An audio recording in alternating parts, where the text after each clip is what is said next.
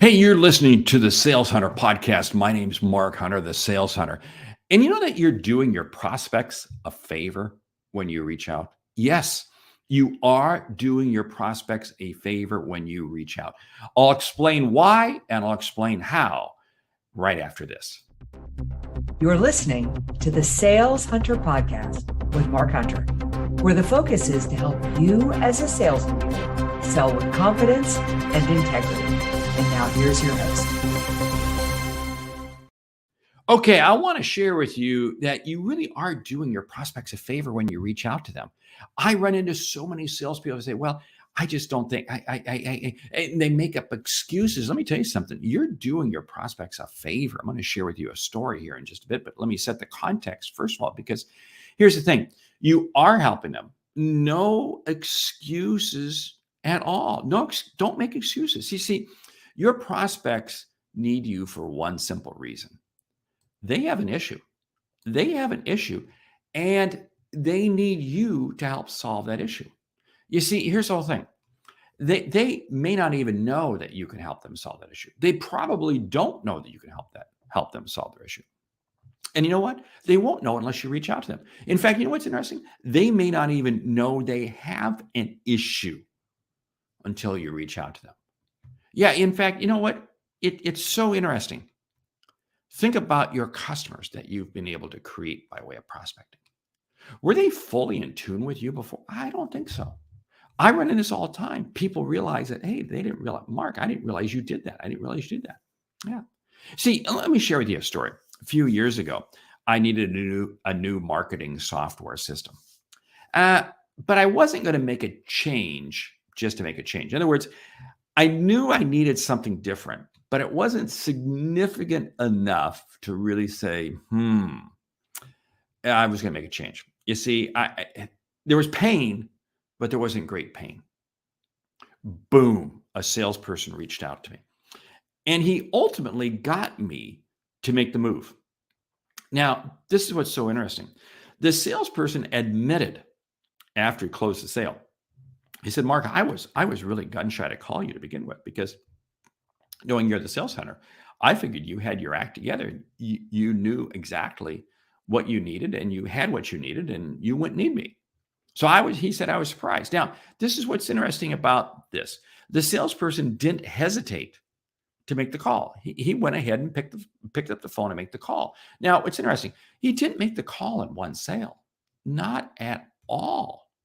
The salesperson had to reach out to me dozens of times because initially I did blow him off because, again, I had this problem, but it wasn't significant enough. I had other things on my plate. I'm not going to worry about it. And I just motored on.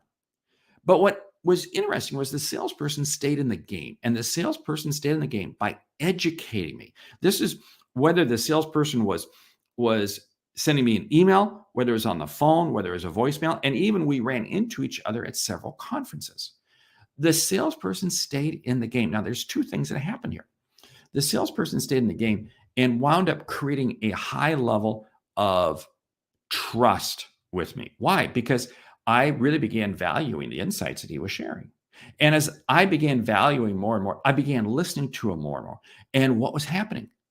This whole relationship was literally going to a next level. And what was interesting was I ultimately purchased the software system.